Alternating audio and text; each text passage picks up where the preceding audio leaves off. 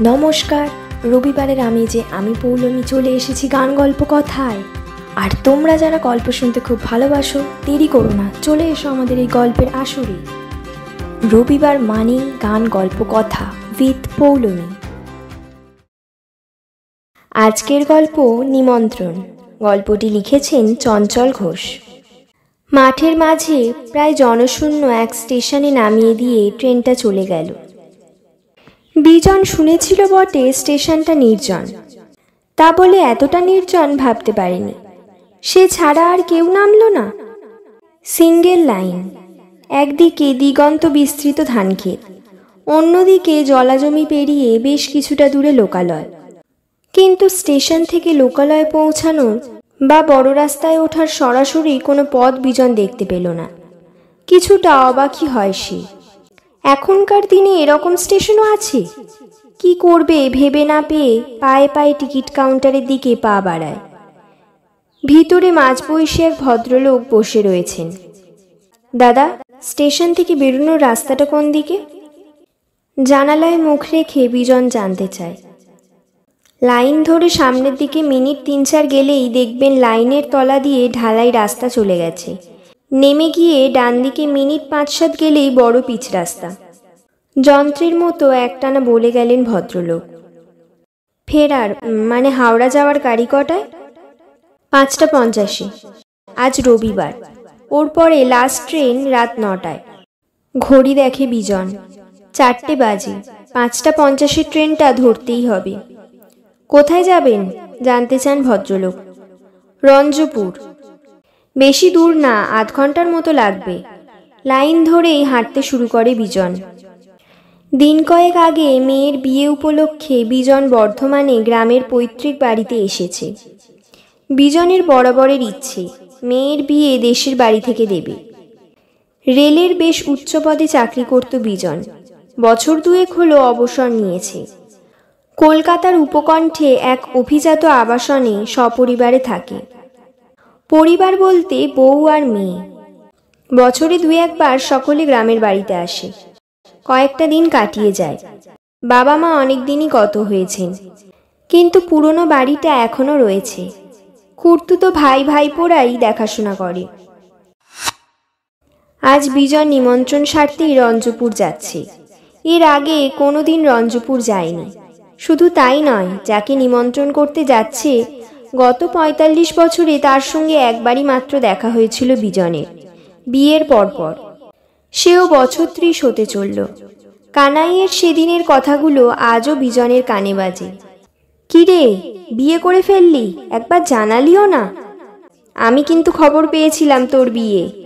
ভেবেছিলাম স্কুলের বন্ধু হিসেবে নিমন্ত্রণটা পাবো। একটা নতুন প্যান্ট শার্টও তৈরি করে রেখেছিলাম।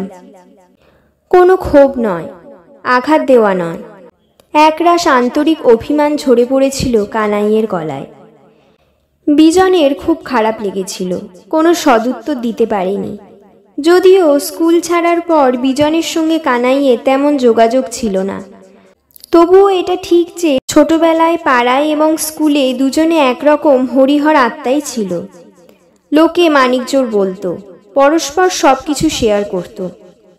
তারপর যা হয়, out of sight out of mind. Bijon কলেজে ভর্তি হয়ে কলকাতা চলে যায়, আর কানাই পড়াশোনা ছেড়ে নিজের বাড়ি ফিরে গিয়ে বাবার চাষবাস দেখাশোনা করে। তখনকার দিনে ফোন টোন ছিল না, ফলে দূরত্ব ক্রমশ বেড়েই যায়। কানাইদের গ্রাম রঞ্জপুর, হাওড়া জেলায়।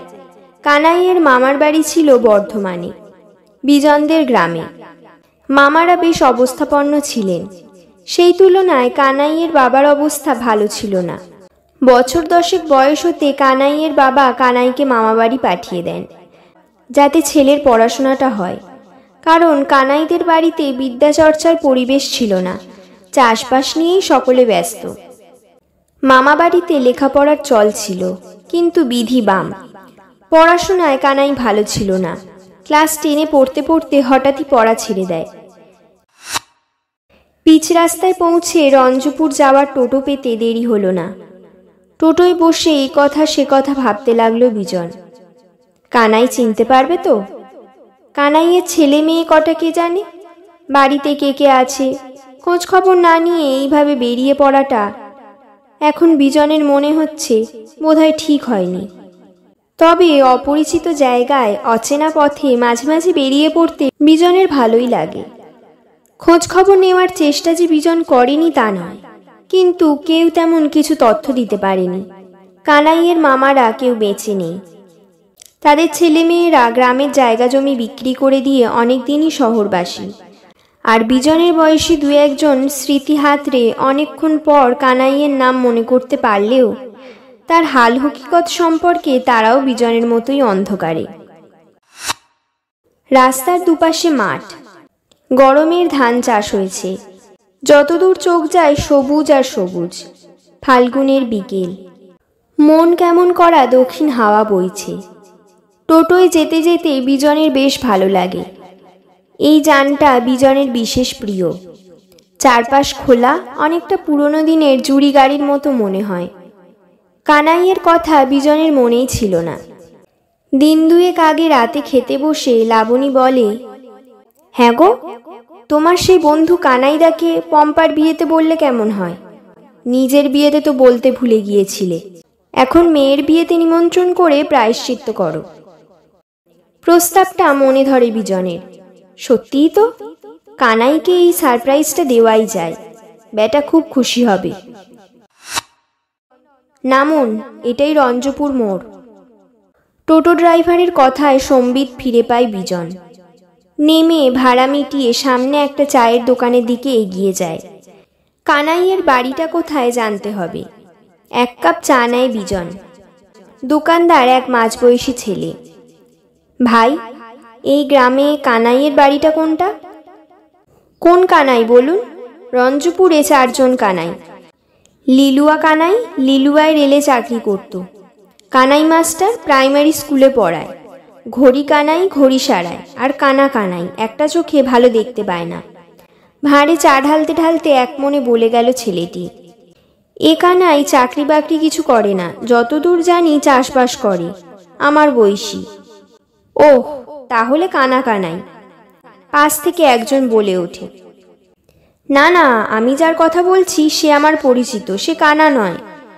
জড়তা কাটিয়ে একটু জোর গলাতেই বলে বিজন, শুনুন, কানাইদা নিজেই জানতো না একটা চোখে কম দেখে। যখন ধরা পড়লো তখন চোখটা অনেকটাই খারাপ হয়ে গেছে। আপনি দেখলে কিছুই বুঝতে পারবেন না। কেউ একজন বলল। পদবী কি? দোকানদার জিজ্ঞেস করে। পাল। তাহলে ঠিক আছে, যার কথা ওরা বলছে সেই। আপনি এই ঢালাই রাস্তা ধরে সোজা মিনিট 3 যাবেন। তারপর বাঁ দিকে একটা প্রাইমারি স্কুল পড়বে। স্কুলের পিছনেই কানাইদার বাড়ি। ঘড়ি দেখে বিজন, বেশি দেরি করলে চলবে না, ফিরতে হবে। রাস্তার ওপারে একটা মিষ্টির দোকান থেকে 1 প্যাকেট মিষ্টি কিনে হাঁটতে শুরু করলো। একটি অল্প বয়সী ছেলে এগিয়ে এসে বলল, আমিও ওদিকেই যাব, আমার সঙ্গে আসুন। বিজনের ভালোই লাগে। এখানকার মানুষজন বেশ খোলামেলা, মিশুকে। কিছুক্ষণ হাঁটার পর প্রাইমারি স্কুল এবং ঠিক পিছনে একটা একতলা পাকা বাড়ি চোখে পড়ল বিজনের। বাইরে অনেকদিন রঙের প্রলেপ পড়েনি। কেন যেন বাড়িটাকে কানাইয়ের বাড়ি বলেই মনে হলো বিজনের। ছেলেটাই এগিয়ে গিয়ে কড়া নাড়ল। অল্প বয়সী এক মহিলা বেরিয়ে এলো। বৌদি, ইনি কানাই কাকাকে খুঁজছিলেন। হঠাৎ বিজনের মুখোমুখি হয়ে পড়ায় মেয়েটি যেন একটু অপ্রস্তুত হয়ে পড়ে। জিজ্ঞাসু দৃষ্টিতে বিজনের দিকে তাকায়। বিজনই শুরু করে, আমি কানাইয়ের ছোটবেলার বন্ধু। গিয়ে বলো তোমার মামার বাড়ির বিজন এসেছে। বাবা তো বাড়িতে নেই। বাড়িতে নেই? তুমি কানাইয়ের কে হও মা? আমি ওর বৌমা জয়া। ভিতরে আসুন না। একটু ইতস্তত করে বিজন বাড়ির ভিতরে যায়। পাশাপাশি 2টো ঘর, সামনে লম্বা বারান্দা, বেশ সাজানো গোছানো, কিন্তু কোনো লোকজন দেখতে পায় না। কেমন যেন অস্বস্তি বোধ করে। কানাই কোথায় গেছে? জমিতে জল পাওয়াতে। গরমের ধান চাষ তো, ডিপ টিউবওয়েল থেকে জল দেয়, বসে থেকে জল পাওয়াতে হয়। জয়া সহজ হওয়ার চেষ্টা করে। বসুন না, ওদের ফিরতে ফিরতে প্রায় 7টা। আর কে সঙ্গে আছে? চেয়ারে বসতে বসতে বিজন জিজ্ঞেস করে। শাশুড়ি মা। মা এখন বাবাকে একা কোথাও ছাড়েন না। ফোন নিয়ে গেছে? না, আমাদের একটাই ফোন, সেটা আমার কাছেই থাকে। দীর্ঘশ্বাস পেরিয়ে আসে বিজনের। কানাইয়ের সঙ্গে তো তাহলে দেখাও হবে না, কথাও হবে না। আসলে পরশু মঙ্গলবার আমার মেয়ের বিয়ে, তাই কানাইকে। তাই? এ তো বিরাট সুখবর। আপনি একটু বসুন, এক্ষুনি আসছি। বিজন কিছু বলার আগেই জয়া ভিতরে চলে যায়। আকাশ পাতাল ভাবতে থাকে বিজন। এরকম পরিস্থিতিতে পড়তে হবে ভাবেনি। এই কানাই তার সেই বাল্যবন্ধু কানাই তো? কানাইয়ের ছেলেই বা কোথায়? চারপাশে তাকিয়ে দেখতে লাগলো যদি কোথাও কানাইয়ের ছবি টবি টাঙানো থাকে। না, কোথাও কিচ্ছু নেই। প্লেটে কয়েকটা মিষ্টি নিয়ে জয়া বেরিয়ে আসে। বিজন একটা মিষ্টি তুলে নেয়। কথায় কথায় জানতে পারে কানাইয়ের একটাই ছেলে, বোম্বেতে সোনার দোকানে কাজ করে। বছরখানেক বিয়ে হয়েছে, 3-4 মাস ছাড়া বাড়িতে আসে। বিজনও কানাইয়ের মামার বাড়ির কথা, তাদের ছোটবেলার গল্প বলে। কিন্তু বিজন বুঝতে পারে জয়া যেহেতু এ বাড়িতে নতুন, সে এসব কথা জানে না। চা করি? না না, এবার উঠব, অনেক দূর যেতে হবে। তাছাড়া আমার সুগার হওয়ার পর চা ছেড়ে দিয়েছি। শেষের কথাগুলো মিথ্যেই বলল বিজন। আর বসে থাকতে ভালো লাগছিল না। তুমি বরং তোমার ফোন নাম্বারটা আমাকে দাও, আমি রাতে কানাইকে ফোন করে নেব। আমার ফোন নম্বর কার্ডে দেওয়া আছে। নিমন্ত্রণের কার্ডটা জয়ার হাতে দিয়ে বিজন বলে, তোমরা সকলে কিন্তু অবশ্যই যাবে। কানাইকে বলো কিছু যেন মনে না করে। এরপর দেরি করলে বাড়ি ফিরতে পারবো না। মাথা নাড়ে জয়া। বিজনকে সামনের রাস্তা পর্যন্ত এগিয়ে দেয়। আসলে গত বছর আমাদের বিয়ের পরপরই বাইক অ্যাক্সিডেন্টে আমার খুড়শ্বশুর মারা যাওয়ার পর থেকে বাবা কেমন যেন গুম মেরে গেছেন, আর কোথাও বেরোন না। খুড়শ্বশুর মানে? আমার শ্বশুরা তো 2 ভাই। খুড়শ্বশুর বাবার চেয়ে 2 বছরের ছোট ছিলেন। মাথার ভিতরের শিরা উপশিরাগুলো গরম হয়ে ওঠে বিজনের। সে যতদূর জানে কানাইয়ের কোনো ভাই বোন ছিল না, যদিও অনেক দিনের কথা, তবুও সে নিশ্চিত। আর এক মুহূর্ত দাঁড়াতে ইচ্ছে করে না। কোনো রকমে আসি বলে বিজন হনহন করে বড় রাস্তার দিকে হাঁটা দেয়। ফেরার পথে হাজার চিন্তা মাথার মধ্যে কিলবিল করতে থাকে বিজনের। নিজের উপরই নিজের রাগ হয়। একেবারে শেষ মুহূর্তে কানাইকে নিমন্ত্রণ করার সিদ্ধান্তটা কিছুটা হঠকারী হয়ে গেছে। যাই হোক, সে মনস্থির করে কাউকে এত সব ব্যাপার কিছুই বলবে না, লাবণীকেও নয়। কিছু ভুল, কিছু ভ্রান্তি নিজের ভিতরেই রাখতে হয়। প্রকাশ করলে কেউ ভাবে নির্বোধ, কেউ ভাবে অতি চালাক, কেউ ভাবে ভণ্ড। সন্ধ্যার বাতাসে সানাইয়ের করুণ সুর, আলোর বন্যায় ভেসে যাচ্ছে চারপাশ। বিজন মেয়ের বিয়েতে আয়োজনের ত্রুটি রাখেনি। দুঃখ একটাই, কানাইকে মেয়ের বিয়েতেও বলা হলো না। গত 2 দিনে কানাইয়ের কোনো ফোন আসেনি। বিজনও নিজে থেকে ফোন করেনি। তবুও মনে ক্ষীণ একটা আশা, সত্যিই যদি কানাইয়ের ভাই থেকে থাকে, এই কানাই যদি তার ছেলেবেলার বন্ধু হন। অতিথি অভ্যাগত জনেরা আসতে শুরু করেছেন। এত আলো, এত আনন্দ, এত লোকজনের মাঝেও বিজনের চোখ যেন কাকে খুঁজে চলেছে। মনের মধ্যে কেমন একটা খচখচানি। সেই অন্য কানাই যদি এসে পড়ে। কিছুটা আনমনা হয়ে পড়েছিল বিজন। হঠাৎই কাঁধে যেন কার হাতের স্পর্শ অনুভব করে। ঘুরে তাকায়। 2-1 মুহূর্তের নৈঃশব্দ। বিজনের মুখে 1000 ওয়াটের আলো জ্বলে ওঠে। কানাই! স্থানকাল ভুলে পক্ককেশ 2 প্রৌঢ় গভীর আবেগে শিশুর মতো পরস্পরকে জড়িয়ে ধরে। তুই তো কোনোদিন বলিসনি তোর এক ভাই আছে? উদ্বিগ্ন বিজন।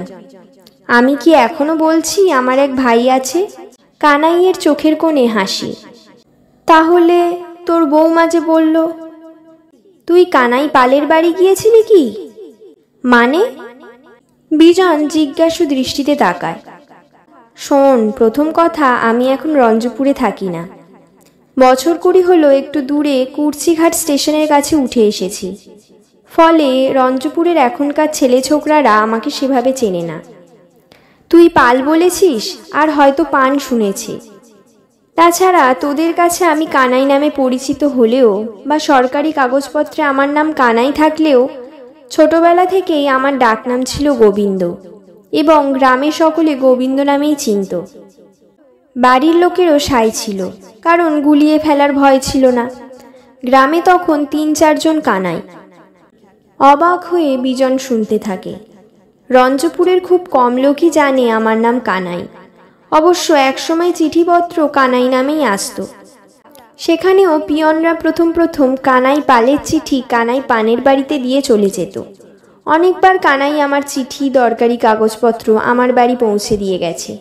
তাই পরশু যখন তুই কানাই পানকে মেয়ের বিয়ে নিমন্ত্রণ করে এলি, তখন কানাই ছিল না। পরে বাড়ি ফিরে সব শুনতেই ওর সন্দেহ হয়। থাক, আর বলতে হবে না। এরপরেও তুই যে এসেছিস আমার মেয়ের পরম সৌভাগ্য। গলা বুজে আসে বিজনের। কানাইয়ের ডান হাতটা দুহাতে চেপে ধরে। ঝাড়বাতির নরম আলোয় দুজোড়া চোখ আনন্দে চিকচিক করে ওঠে।